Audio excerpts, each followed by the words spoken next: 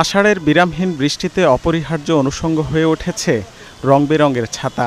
নিত্যদিনের চলাচল ও রোদ বৃষ্টি থেকে সুরক্ষায় বিকল্প নেই এই উপাদানের। এবারের বৈরী আবহাওয়ায় যা হয়ে উঠেছে আরও গুরুত্বপূর্ণ। গ্রাম কিংবা শহর, হাত বাড়ালেই মিলছে হরেক রকম ছাতা। ফুটপাত থেকে শুরু করে বিপণী বিতান কিংবা হাটবাজার, দেদারসে বিক্রি হচ্ছে সবখানেই। কিন্তু এই বাণিজ্যের উৎস সম্পর্কে কতটা জানেন সাধারণ ক্রেতারা? আমি ছাতা প্রায় হারাই ফেলি, যেখানে যাই সেখানে রেখে চলে আসছি। বর্তমানে তো BMW সবাই কিনে এবং এটা ভাইরাল। আমাদের দেশে তো অরিজিনালি আগে অ্যাটলাস ছিল, ওটা এখন আর দেখি না। ছাতাগুলা যে তৈরি হচ্ছে এটা কি আসলে আমাদের দেশের তৈরি নাকি বিদেশে তৈরি, আর কি ধরনের ম্যাটেরিয়াল ব্যবহার করা হচ্ছে এটা তৈরির জন্য, আবার কে তৈরি করতেছে এটাও অনেক চিন্তা হয়, কিন্তু আসলে কখনো কে তৈরি করছে এগুলার প্রশ্নের উত্তর আমরা জবাবটা কখনো পাই না।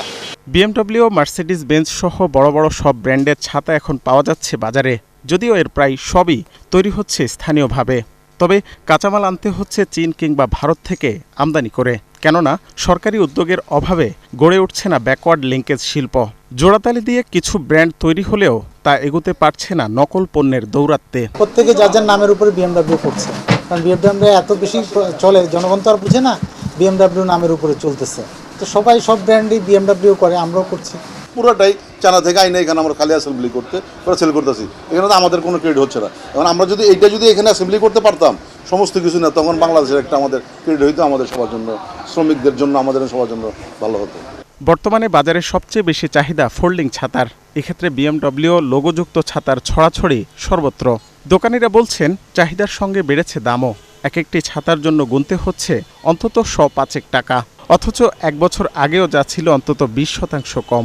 এক সপ্তাহ বৃষ্টি হওয়ার কারণে ছাতা চাহিদা খুব বেশি, এর আগে তো এত চাহিদা ছিল না। বেচা কিনা আলহামদুলিল্লাহ ভালোই, কিন্তু একটু তুলনামূলক আগে থেকে একটু প্রাইসটা বেশি। মূলত চাইনা ছাতা, ফোল্ডিং ছাতা এবং চাইনিজ ছাতাগুলোর ডিমান্ড বেশি। ছাতার চাহিদার সঙ্গে বাণিজ্য বড় হলেও কারিগরদের মজুরি রয়ে গেছে তলানিতে।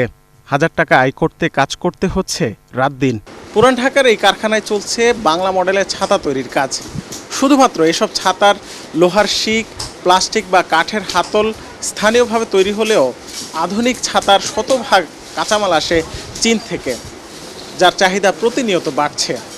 তবে পরিবর্তন আসছে না এই কারিগরদের জীবন মানে। রাকিব হোসেন, 71, ঢাকা।